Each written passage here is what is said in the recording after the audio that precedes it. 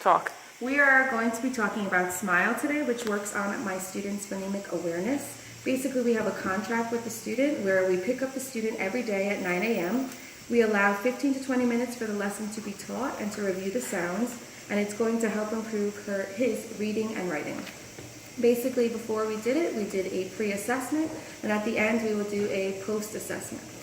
So basically what we do is we take sounds such as pa, ah, e, and we go over them through 5 different steps. And for each of the steps, we use 5 different markers. So just to show you what I would do with the student is, for the first sound is pa, and what I do is I have the student repeat the sound. So repeat pa. This is where the student would then say pa. Second step is the student traces the letter or sound.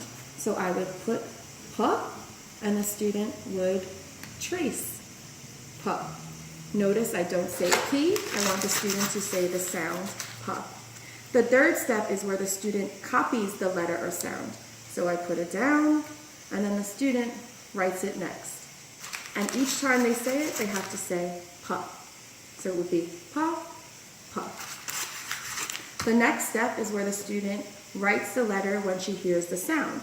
So I would ask the student to say pa, and the student would write pa and say it. The next step is the student points or matches letter when they hear the sound. So let's say I would put pa, sorry for my marker, pa, and I would point and the student would say pa, pa, pa, pa. Or we could play a little game where I can have the students circle all the pas, just to see if they understand what is being done.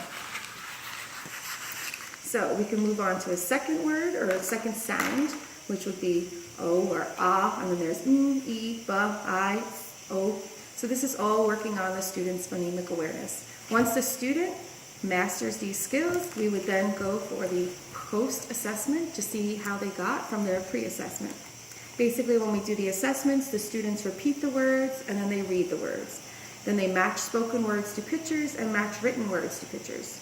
That is for the words part. For the sounds part, they do similar. It would be say the sounds when you point to them if they can say the sound as well. So some of the words that we do, it's kind of like the same. For example, they have ba, e, so it would be like B. So the student would go similar steps. And as they do the similar steps, it would be like where they trace this, but you'd have to do the other sound in a separate color. So the student would have to pronounce ba and then pronounce e.